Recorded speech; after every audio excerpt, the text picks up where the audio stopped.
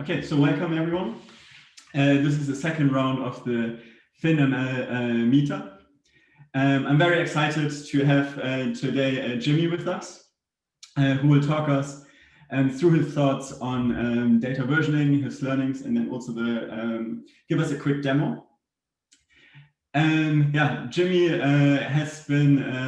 is currently in Washington, so has experienced some of the riots last week as well. It's not too far, but he made it through it successfully. So I'm really happy that you're here now, Jimmy. Yeah, do you want to give a brief introduction and then take it from here as well? Yeah, sure thing. I live in Washington, D.C. I don't want anyone to think I was there to participate in a riot or anything like that. So,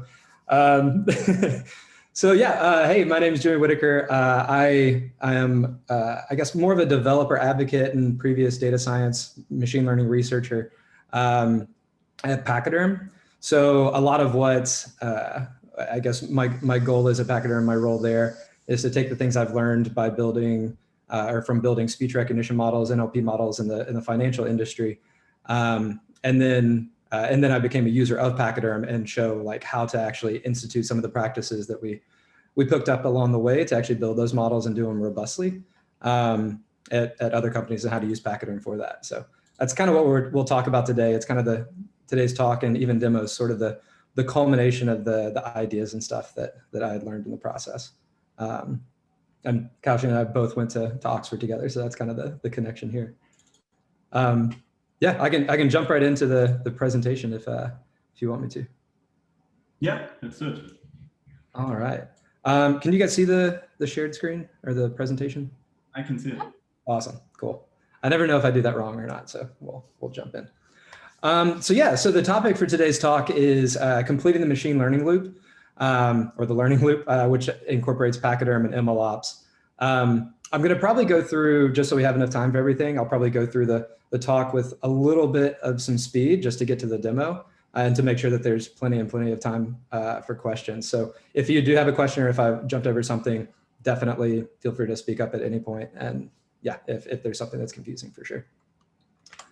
All right. So yeah, let's first start with what the learning loop is. So the learning loop is really just the iteration on the machine learning process. So I think about this as we kind of think about once we build a model, that's the end of our machine learning development process, but that's kind of not the case if you're actually building a product for use in production. So this is kind of an abstract view of what the machine learning process, the model development process looks like, where you kind of start with your data lake, you pull some data, curate that data in some format, maybe do some feature engineering.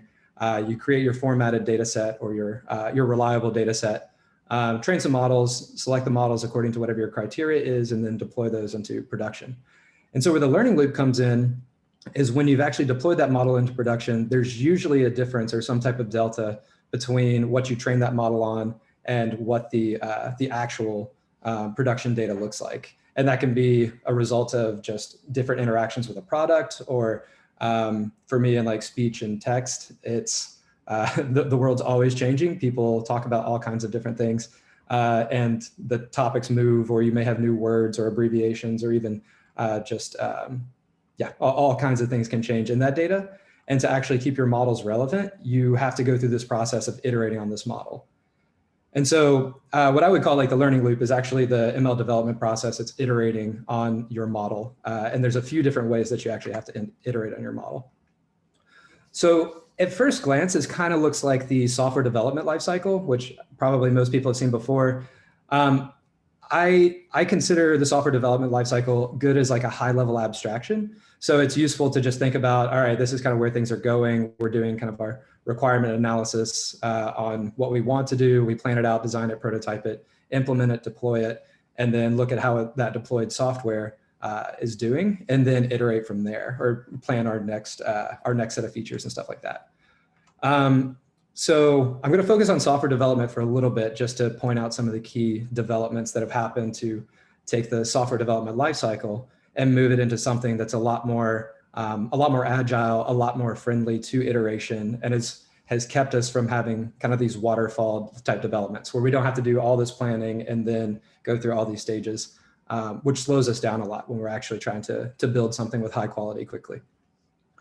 So software development, kind of as a broad thing, is it's a really well-studied problem. So it's been around for a while. I think most of us maybe even started out in some form of software development or had some type of training there. And the goal really of software development is you want to create a high quality product or high quality software, and you want to get to market fast. You want to iterate on that to make it really reliable, and you want to do some testing and all these other types of things to make sure that it's high quality and it's not breaking once you go into production with it. Because once it breaks, bad users, bad decisions are made, all kinds of other things start to fall apart. So to actually do this well, you really need reliable tooling, infrastructure, processes. There's a lot of things that come into this. And this is where kind of the culture of DevOps really came into view some years ago. And DevOps, just for anybody who doesn't know, is really the culture and practice that combines development and operations. Basically, the goal is to try to kind of squish development and operations together so that there's not a throw it over the wall. I created something, now I'm throwing it over to ops to maintain, because there's usually a disconnect there. What you're trying to do is say, all right, my development and operations are kind of happening together. And the way that this actually works out is by shortening the development life cycles.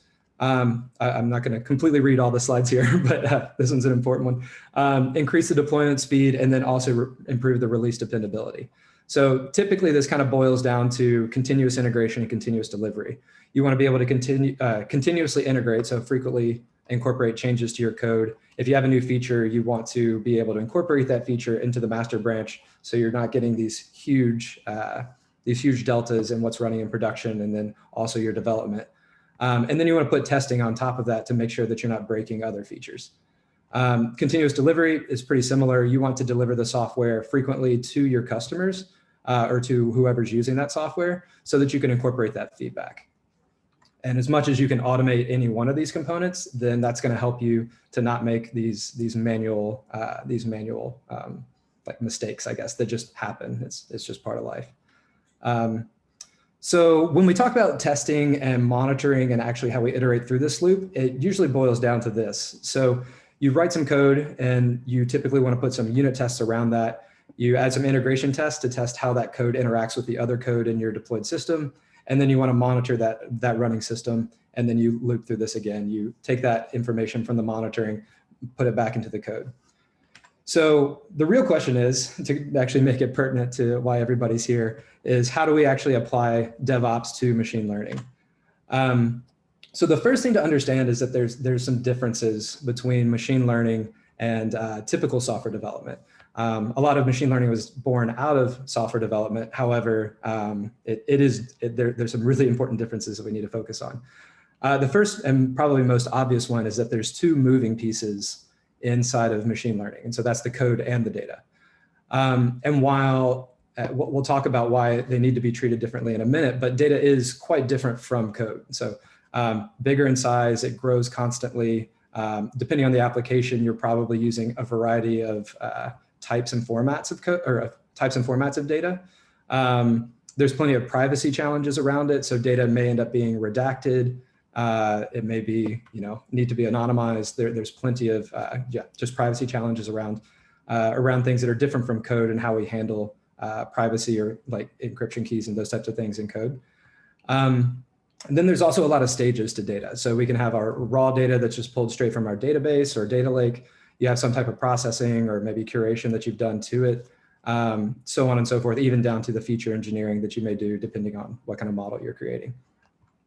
So with this new, and so also there's a new stage of development. So there's these two pieces that are moving, and then there's the new stage. And so the new stage is, I'll just call it model training, but in general, it's the code plus data artifacts. It's when these two moving pieces come together and create something. And the important thing about that is, in order to be able to iterate quickly, we need to make sure that the code and the data are both reliable so that when they come together, that artifact is produced from reliable components. So you can actually know what needs to change or what impacted the final output, your final model, or even your final data set if you have some type of automated pre-processing or something like that. And so, yeah, even more so, these artifacts need to be reproducible. I don't know how many people have run into reproducibility issues with machine learning models, but I would suspect most if you've been doing it for long. So yeah, I'm going to pause there real quick. I just wanted to see if things are like tracking so far, or if there's any disconnects or something I may have just completely jumped over. I'll take silences, move along. So, all right. So the reason these things are important, and the reason we need to actually be able to track the changes in our data and how these things come together and how they impact each other, is that yeah, but our data bugs, or that there are bugs in data just as they are in code. We've probably seen more examples than just this of where data bugs can actually go really, really wrong, and they can lead to tremendous amounts of reputational damage and even just potentially physical harm. But yeah, there are plenty of attacks, and these are data bugs, so adversarial or even just things that we don't mean to incorporate, like data bias or where our data is skewed in one direction or another, and how that's impacting our model and how that model actually predicts on things. And the reason I say this, or the thing to take away here, is that buggy data is in itself something that should be treated as just as much as a first-class citizen as code bugs. And to not treat them as such is really going to cause some issues later on if they haven't already. So in summary, yeah, bugs in data are becoming just as important as bugs in code.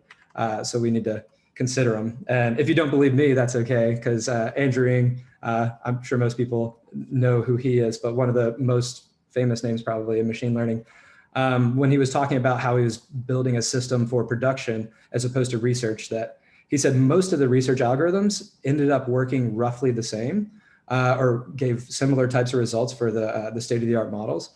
And so their system for actually improving something and building something that could go into production was really to keep the algorithm fixed and then just vary the training data. And that was the most effective way to build the system. So if we jump back to what we saw a minute ago, the testing and monitoring of software development looks like this, but then in code, or sorry, in machine learning based systems where you're incorporating code and data, it looks more like this. So this is pulled from a Google paper, the ML test score. Definitely highly recommend it if you haven't read it.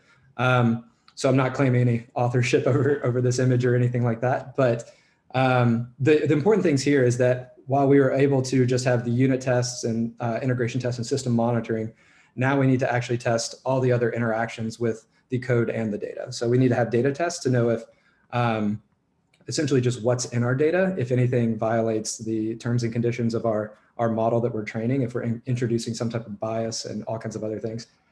Skew tests, where you're looking at, does your model or your training data differ from your production data and how that's coming in?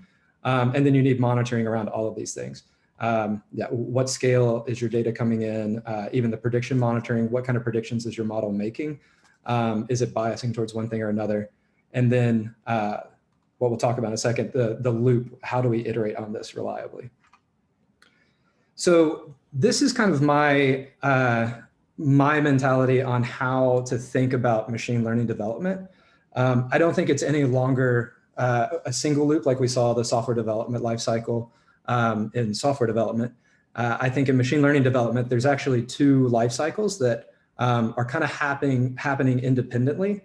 And there's two ways and there's a variety of ways to manage that, I guess I should say. So for instance, your data is constantly moving. You're having to collect more data from your production environment, label it if you have to, or do some type of dimensionality reduction, whatever your process is for building your model, and even explore and see how that's going to impact your model. And then at some point, these two loops actually have a symbiotic relationship where they're interacting with each other. So as you're iterating on your data, you're probably iterating on your code either at the same time or having to save that as a manual step for later on. So for example, you started with a logistic regression model on your data. As you started iterating through it, okay, you know what, like maybe self-organizing maps or some other type of thing is a better way to, or random forest or something like that is a better way to handle that type of data. So now you're maybe iterating on your code, but all the while your production data is starting to build up, or how you're actually able to incorporate that new information. Either that has to be synchronized in some way. So this is what I realized. I'll give an example from myself. What I realized when we were working on speech recognition models in particular. So for instance, we would have an English, say just our general English deep learning model that's doing speech to text. But we would almost always have like a new accent, or even sometimes a new language, or even just more data that was coming in from a production environment that we wanted to incorporate into our model. And we needed to incorporate it quickly. So for example, a few years ago, touchy subject potentially, but Brexit came on the scene. And that was a term that had never existed before, but it was a very, very hot topic, and especially in the financial industry, when you're trying to see what people's reactions are to this, and like how to actually figure out like what the sentiment is on different things, or trying to figure out how to respond to people talking about this term. It's pretty important to incorporate it pretty fast. And so this kind of started this mentality of, okay, how do we iterate on this data? And how do we iterate on it quickly enough and reliably enough to make sure that we're not missing anything in the process, that everything's following, and that we can revert back if something's gone wrong. So this is kind of probably the main diagram or the main takeaway in this is that I think it's really important to think about data as equal with code as far as its importance and what's actually happening in your machine learning development. So to go back to, all right, now we know, the high level abstract, what are the details? So if we look back at DevOps, one thing that we can learn from DevOps, sorry, let me silence Slack real quick, because that's gonna cause issues. So if we look back at DevOps, we can see that some of the key points that actually brought it over the line were some of these things here. So version control, CI/CD, even agile software development, just organizationally. And then continuous monitoring and infrastructure as code. All of these played an essential role in the move to DevOps and the ability to iterate through that software development lifecycle in a robust and reliable manner. So when we try to say, so the cool thing about DevOps is that this is still incredibly relevant or completely relevant when we come to the coding portion of the loop, or the code loop. It's the ideal use case for it. But we need something that's going to manage not only the data loop, but then also the interactions, or your code plus data.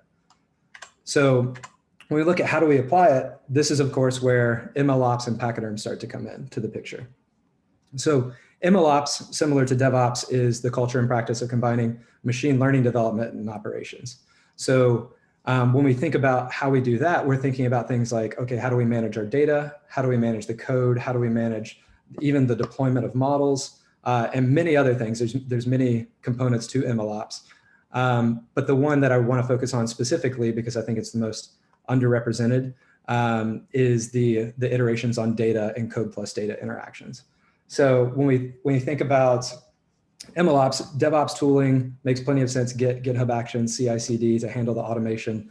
Pachyderm is, in my opinion, and like what I've used, or what I was a user of Pachyderm before I actually joined them. In my opinion, what makes the most sense with regards to developing on data and even code plus data interactions. Some people may be seeing this as like a bit of a marketing pitch or something like that. Don't worry about that. I think that the abstractions that overlay Pachyderm are the right abstractions. Like the product may be different, but these are definitely the things to keep in mind when you're moving towards your application and how you're handling data, as well as the code plus data interactions. So I know I'm moving pretty quickly, and I also want to make sure there's plenty of time for questions and stuff. Any I guess hesitations or curiosities up to this point? What's coming up is a talk through Pachyderm and then the demo. So just want to check in on if the high level is making sense.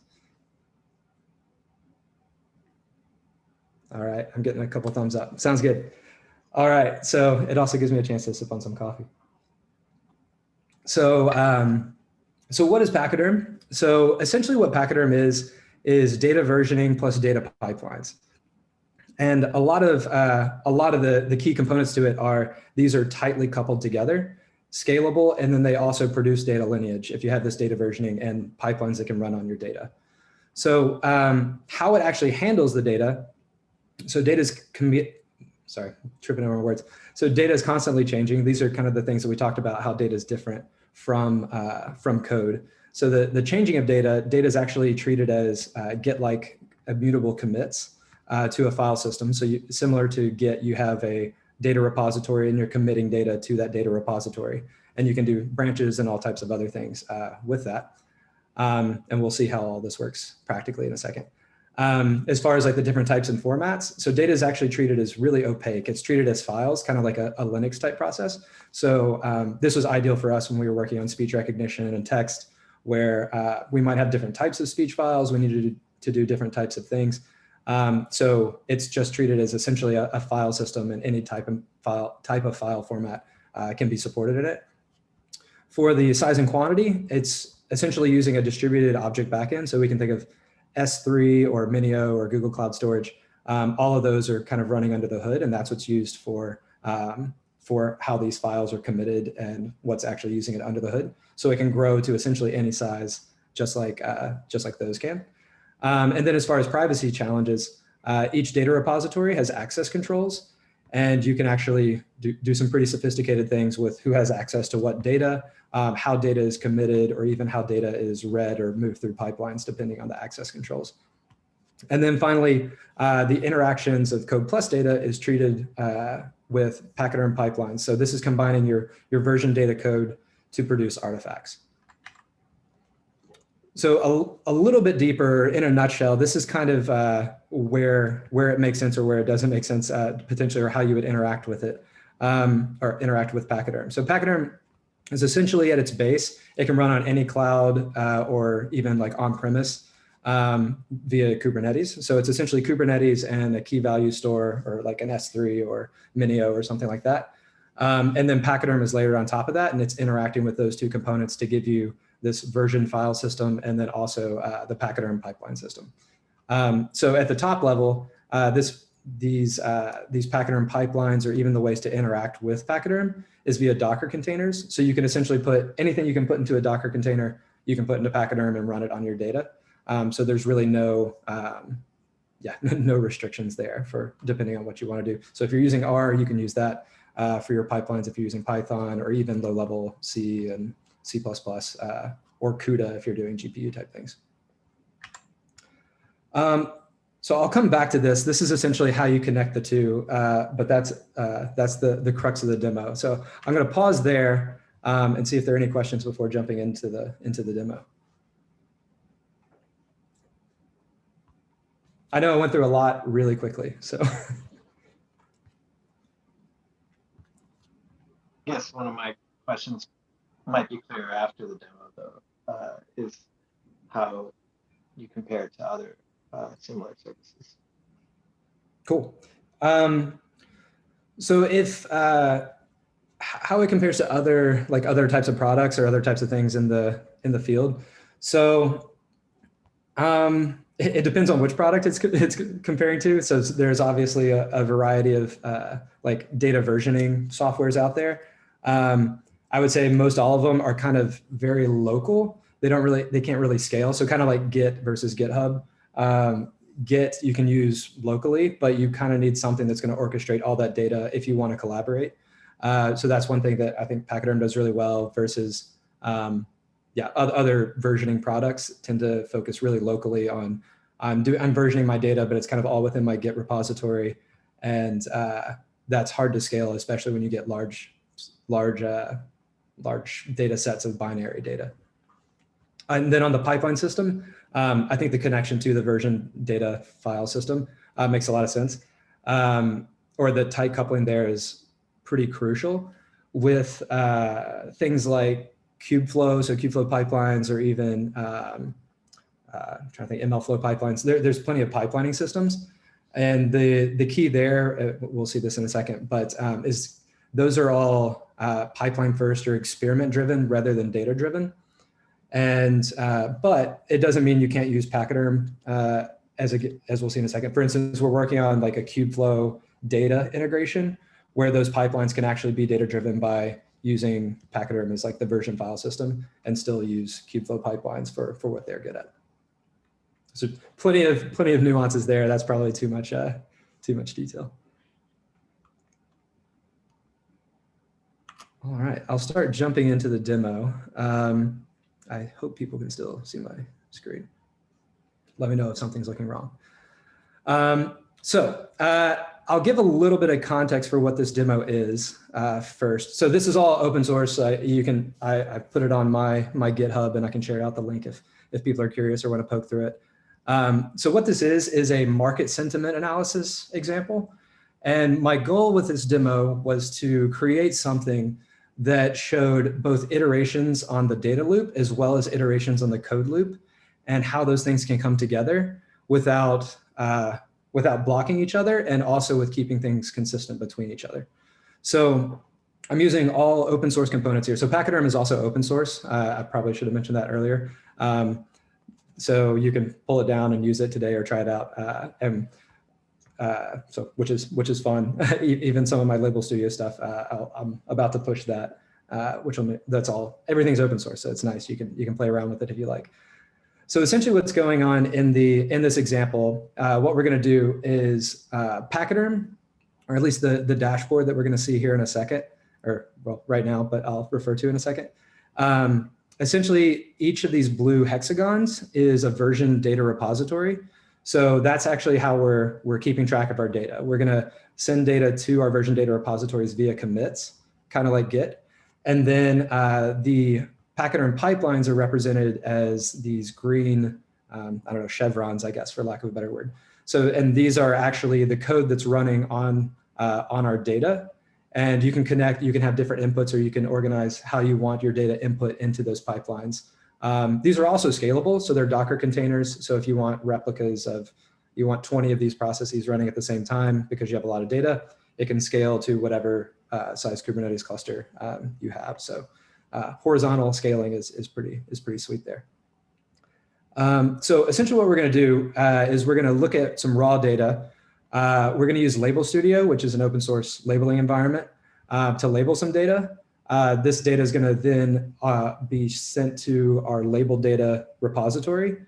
And then we're going to have some downstream pipelines that are notified when new data is available in that label data repository. So we label a new piece of data. It's going to get pushed to the label data automatically by Label Studio.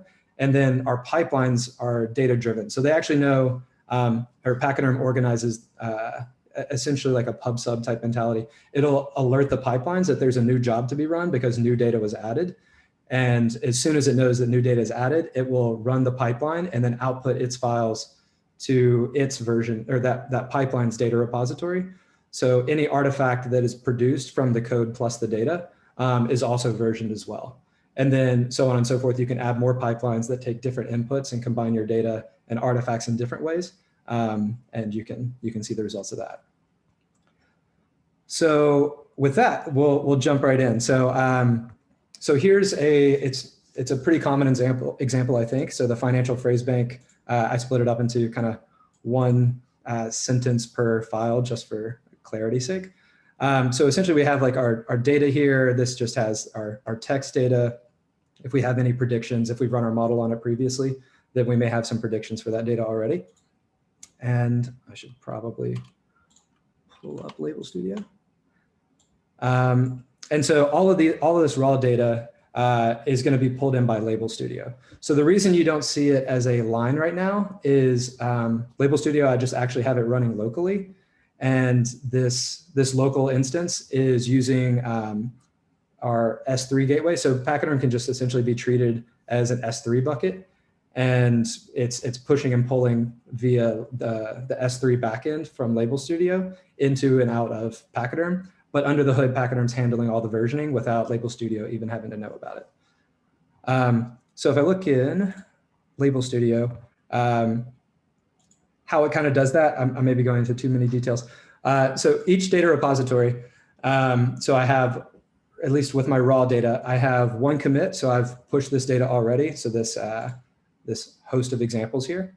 And then I have one branch, which is my master branch. So essentially, kind of like Git, I have a master branch for all my data.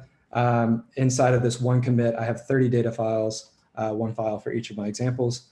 And then on the Label Studio side, I have my source storage as, again, just treating it as an S3 bucket, my master branch for that data repository. And then I'm going to write my target or write my label data to label data and then the master branch for that. So I've already labeled a lot of this data just to make it a bit quicker of a process. That's going to take a quick second to load. So if I look at my labeled data, it's a similar type of output. So it's a JSON output, but it has some predictions. So positive example, negative example, those kinds of things. Let's see. And then in Label Studio, I can see all of these examples. So for instance, if I have, let's see, if I read this through this and I say, you know what, this was the label, I want to go back through and say, actually, no, this is negative or something. I can then update that prediction. And as soon as I update this, Label Studio is then sending that file to S3. And I can see now in my labeled data, I now have 2 commits. And that new commit is my update to, which file was this? Task number 8. So if I go to task number 8, I should see that it now changed the value to negative. So essentially what we've done is we've brought versioning to data labeling with basically nothing other than using an S3 backend and just pushing data to and from Pachyderm. And when it overwrites that file, it's just not actually overwriting that file, it's creating a new commit for that file. Any questions thus far? I guess you can also check which exact file was changed after the commit as well, right? Yes, you can. I don't think it's so this dashboard is going away in the near future. So I'm mainly just using it for illustration purposes and ease of navigation, but you definitely can. I can look, I don't want to bring up a command line because you usually lose an audience when you bring up a terminal, but yeah, so you can actually see what the commits are, what data files changed, or even, as we'll see in a second, you can even get a full lineage and say, this commit, what are all the different things that it impacted? What are all the artifacts from different pipelines that were produced from this commit? So you can actually have like kind of the full path through your entire directed acyclic graph of analytics and data repositories. So the next thing, so again, we're just walking through kind of like the data flow through this diagram. So this pipeline is actually just doing a simple thing. It's taking all of these files and then combining it into a single data set. So I've changed a couple files. If I look at my data set, this is now the format that at least my training algorithm is going to require, which is just the financial phrase bank data set. So all this is doing is just, a reduced step, if you will, like combining all my data into a single file. And then the model training stage has actually been, oops, I think something. There we go. Just hadn't updated yet. And then the training stage, you can actually see, I haven't actually run any code. I set this up initially, and every time I add data or every time I change data, all the pipelines run automatically. If their inputs are satisfied or if the inputs detect that something has changed for that input that requires a new job, and everything propagates naturally through it. So for instance, this model, there are 4 commits to this model branch, which means like all the changes that I made upstream in the labeling data, it automatically retrained a model each time the data had actually changed. And if I look at, this is just, for usefulness, if I look at my visualization, I can see I can have all kinds of different things. Gotta love word clouds, I guess. So I have my word clouds and all kinds of other information about my data. If I wanted to create a pipeline that was just useful for inspecting what's in my data, even potentially what's changed in my data, and those types of things. And then this model is just a simple logistic regression model. Again, it's a really simple example just to focus on the high level points more than anything else. What is the sentiment underscore W? This one? Yeah. Yeah, so this is just a sentiment word list. Yeah, so it's basically just a whole list of words, positive and negative sentiment for them. So this is essentially being used as basically my features, if you will. So there's kind of those are the features to the logistic regression model on how often those words appear. And then I think there's a little bit more feature engineering around like negation and stuff like that in the model training code itself, which I'll jump to in just a second. So any questions about kind of how the data flows through Pachyderm? I'm about to explain like the pipelines and then how we iterate. So this is essentially supposed to show data versioning and how you can iterate on data without having to rerun all of your code and get into these weird states of having to manage, I produce this artifact. Oh, what version of your code did you use? What version of your data did you use? Was that before or after X, Y, and Z thing? And just having those conversations manually, Pachyderm can kind of handle and manage all the different interactions with the data, as well as the code plus data interactions.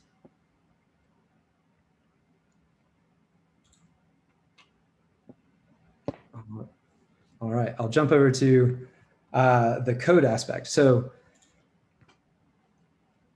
for simplicity, I'll just show each one of these data sets, or sorry, data sets. I'm just reading the phrase.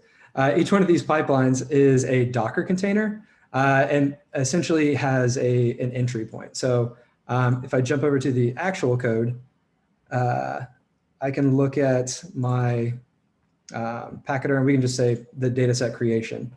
So essentially I have a Python function that's running, a Docker image that's being referenced. And so this is essentially the Kubernetes cluster that has Pachyderm running on it is going to pull this Docker image.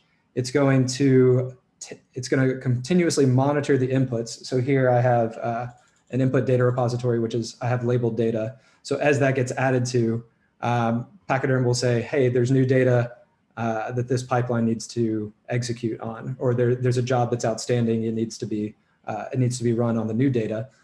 And then when this image is run, it takes these inputs and it maps them in to the container that's running, kind of as the Pachyderm file system. So it only has access to the data that you want it to have access to via the input.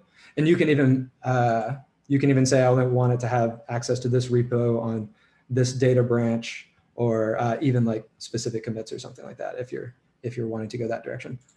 Making it a really powerful set of abstractions you can use to do different things. And then finally, it's running this command on that input data repository. The only other component is it automatically creates an output data repository for the versioned artifacts or for any artifacts that are produced from that pipeline. And that's just called PFS, or Pachyderm file system out. So you can actually just place any files there and those will automatically be committed to the versions file system after the pipeline runs. So to back up from that, so say, essentially now I want to look at how do we actually combine, or how do we automate the code deployment. So say I make a change in my code, I want that to automatically update. So potentially even I have one team focused on the data, one team focused on the code and maybe even the modeling techniques and those kinds of things. But the communication back and forth is kind of unruly or even just inefficient in essence. And so what I want to do is I want to have my code, and when I make changes to my code, it automatically performs my unit tests, builds my Docker container, because I don't want to have to go back and manually rebuild my Docker container, manually update my pipelines and those kinds of things. So this is where we go back to kind of the DevOps practices of using CI/CD. And in particular, at least in this example, I'm using a GitHub action. And we'll see this in action in a second. But essentially, for this GitHub action, I won't go into all the details. This is all, again, here for people to reference. But I'm running my Python CI/CD, so it's just running my unit tests for my Python code. And then after that, it goes through the process. If that runs correctly, then it goes through the process of building my Docker container, tagging the Docker image with the new, basically the GitHub SHA, that commit hash, so we can always know what version of the code is inside of that container, and then pushes that to Docker Hub, and then updates the Pachyderm pipeline, which will fetch it from Docker Hub and then update the pipelines themselves. So if I do I can see in like the actions monitoring that it's run plenty of times, but to see it in action, no pun intended, I will just do a very, I know no one should ever do this, but I'm just going to do a inline commit / change. I'll just name it, don't do this. Commit that change. And this is running on anytime I push code to master. So by making that change, I can see my GitHub action has referenced don't do this. And it's automatically kicked off my CI/CD process for my code. So I think this may take a second. It's going to create a Python environment, run my unit tests. And then once that passes, hopefully it should, since I haven't changed any of my Python code, then we'll see it'll go through this Pachyderm GitHub action, which is going to build and push my models, which we'll see momentarily. Also, the Pachyderm GitHub action is located in here if anybody wants to take a look at that. It's pretty simple. Basically, it's just using a Docker image to grab some configs from some secrets that I have set up in the repo, and then modify the tag version, and then tell it to update the pipeline in Pachyderm. So this might take a quick second, or looks like maybe 3 minutes and 48 seconds to run this. So I'll pause there for some more questions. But essentially what we should see is each of these pipelines will get updated with the new image, and it'll rerun with the new code. If there was new code, it would rerun and produce the new artifacts for that code. And we'll see that this pipeline would have multiple versions. Right now, I've done this once already when I was practicing for this. And so we should see 3 versions of the pipeline here momentarily. So while we're waiting for that, I'll just summarize, and then we'll completely open it up for anything and everything. So essentially the goal for this demo, or the goal of what I wanted to show, is that data needs to be treated just as importantly as code. And to iterate on these two requires some tooling and some thought process around how you're managing each of these iteration, or each of these loops, each of these iterations. So as far as how to manage the code loop, DevOps and those DevOps best practices and best practice tooling makes a lot of sense. So CI/CD, whether that's GitHub Actions or Jenkins or Travis, or however you're wanting to actually run unit tests, build containers, and all of that. That's definitely ideal for managing the code. But for data, we need something different. We need something that we can actually treat data as a first-class citizen, managing it via versions. Or these are kind of the Pachyderm abstractions, but I think they extend to any type of tooling that you want to use in this situation. But it needs to be, you need to treat your data as versioned files, or just some type of version file system, or you need some type of versioning that can keep track of your data. Commits make a lot of sense because you can always roll back if something's erroneous in production or if bad data was committed. You need to be able to label that data and interact with it, and even see the results of it on the output or on the production instance, and incorporate those learnings back into your environment. And yeah, and Pachyderm's a great way to do that. I definitely recommend pulling down this example, trying it out. I'm also using Pachyderm Hub, which is essentially I guess an already deployed version of Pachyderm, and you can use it for free if you want to try that out. So you don't have to go through the process of doing the DevOps process of deploying a Kubernetes cluster and setting everything up and all that. So I'll look back. It looks, I was thinking, to some degree, this looks very similar to kind of like streaming applications, right? So you have like some kind of data, you turn it into like an immutable stream of sources, and then you action something for every new update. Mm-hmm. And I was wondering the difference, I guess, that typically there's this notion of incrementality in that sense, which I'm not sure you necessarily have here as well. So where does the pipeline that runs on top of any data change actually know of the specific data change? So can you actually kind of do an incremental update to your computation, or is it always like a complete, do you roughly understand what I'm trying to say?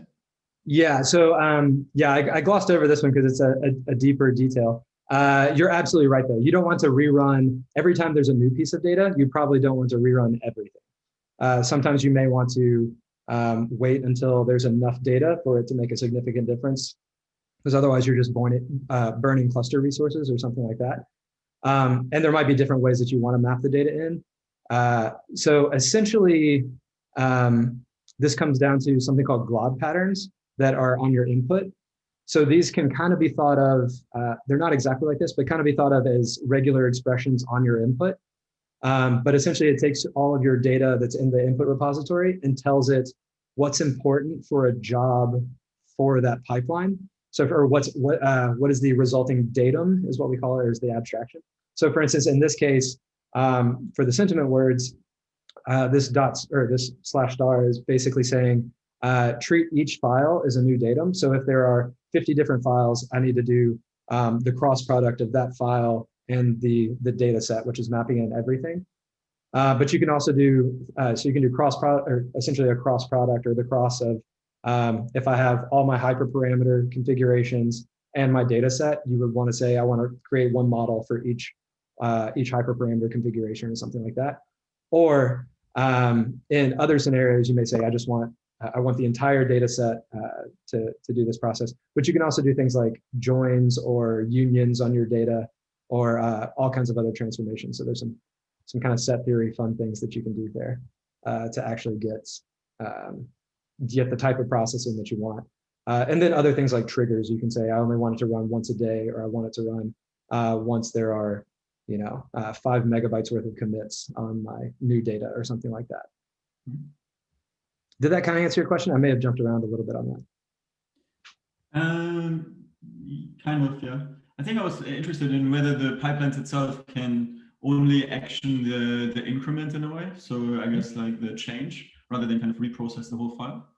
Yes. So yeah, exactly. So for instance, this type of a glob pattern will only give you, if I added a new file to the sentiment words, it would only process that new file. It wouldn't actually process or reprocess the file that's already been used.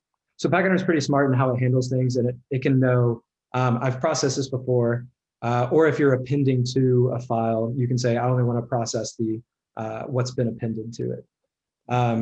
So yes, you can do some incrementality. There's probably some deeper details on that require kind of some more explanation of different abstractions, but yeah, you can definitely do that. So sorry, go ahead. I have a quick question. So the power kind of disappeared in my house for 5 minutes or so. So I may cover something that you already have done. So apologies if that's the case. Right. So the point of this is like we have a data set that we train our model on, which is like we have some lineage of, and then we get 3 months more, let's say, and we add that on, and then we know that we've got a history of this whole thing.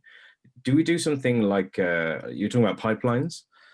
So when we like check in this new chunk of data, can we run automatically a whole bunch of tests that might say, oh, in this very recent chunk of data, you've got like lots of outliers, which are significant in comparison to all of the data that we've seen in the past?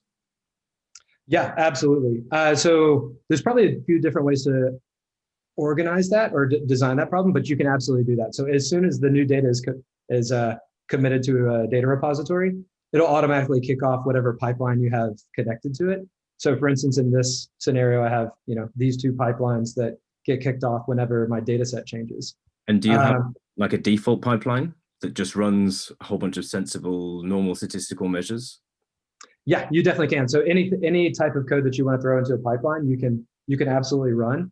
And even there's some, I may be going into too many details. There are some ways that you can say, this is my master branch of my data. So these pipelines are only running on my master branch of data. But if you have new data that's say my staging data, you can say, oh, this is a commit to my staging data, have a staging branch that's running your data tests and those types of things. If those pass, then I want to migrate that staging branch of data to my master branch now. But do we have to write those specifically, or can we just check out like because I think in Docker you can just say, oh, just give me a normal Python machine and it will just knows exactly what you need to build. Can we just say, oh, just run your normal pipeline, your default pipeline on it? or do we have to write every single thing, check ourselves? Yeah, so the pipelines, you do have to, I guess, write. So we don't have any automation for, like, for instance, if you're saying, do we have some default, like a default text, text data tests or something like that. We don't have that right. Well, we don't have that right now. That's maybe the next iteration of this demo. But yeah, so you would have to write, say if you have a Docker container, you already have the test written in it, then all you need to do is just write essentially this pipeline spec for that image that you already have. But we don't have any, we don't have, I guess, default patterns isn't the right word, but default deployments for specific types of machine learning applications. Okay, cool. Thank you very much. Yeah, it's pretty. So the platform, I consider it. Sometimes we call it a data science platform. I personally consider it a data science platform. So essentially, data science tooling and those types of things, I think, make a lot of sense to interact with Pachyderm to abstract this version data and those types of things away from the user. Oh, and just a quick nod to like pray to thank the demo gods that yeah, we now have 3 versions of this. It updated correctly, and if I was paying more attention, our GitHub or our hash should match the same SHA hashes as GitHub for the code that we just deployed. Can I ask, what is it looking for when it's versioning data? Is it looking for the size of the files? Is it looking for also the contents? And let's say the contents change drastically. How does it sort of make the difference between, oh, this is an entirely new data file versus it's a delta to an existing file, for example? Yeah, definitely. So I'll say I don't know all the details. That's like I would have to probably talk to engineering for the exact understanding. But essentially, I think it's mostly treated as a hash of that file. So if the file changes in some meaningful way that impacts the hash, then that's going to be treated as a new file.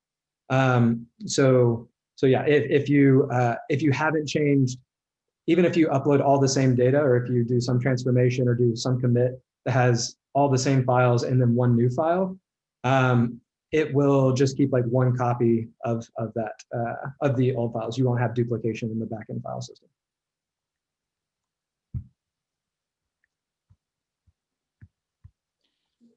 What do you feel like is the main problem that this solves for data teams? So data teams that really kind of need a product like this, what kind of symptoms would they experience? Yeah, so in my experience, there's how data teams probably really want to use it is they want to be able to iterate on this data and say, okay, you can almost treat it as software. Like, okay, we've labeled, 1,000, I don't know, 1,500 new examples, something like that. This is the new version of the data set. And they want to deliver that to whoever the modeling team is.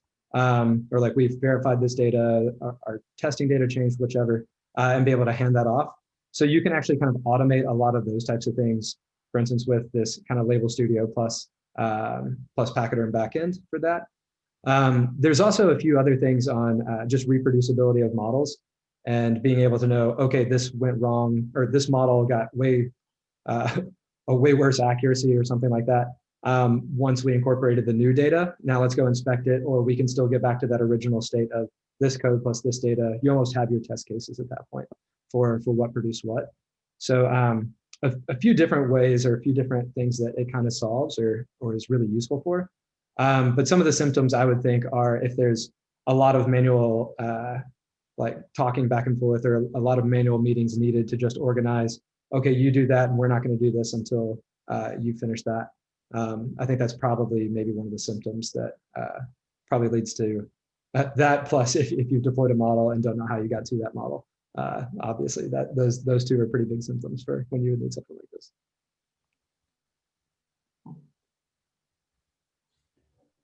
Are there any other questions one of you brings to mind?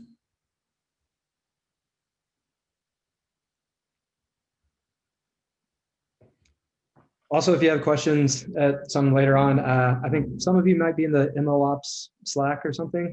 Shoot me a message or an email or whichever. I'm happy to share out my information. Or I think it's even on the calendar invite. So yeah, definitely reach out with questions, or even if you just want to chat machine learning, I enjoy all those things. Yeah, many thanks, Jimmy. I found it really interesting. I learned a lot. So thanks a lot for coming in. Yeah, absolutely. It's been fun. Thank you. Cool. That was really great. Great. Thank you, Jimmy. Thanks a Thank lot. you, Jimmy. That was brilliant. Thanks, Jimmy. Cheers, everybody. See ya. Thank you. Bye. Bye. Bye. Thanks, Jimmy. Bye. Thank you. Bye.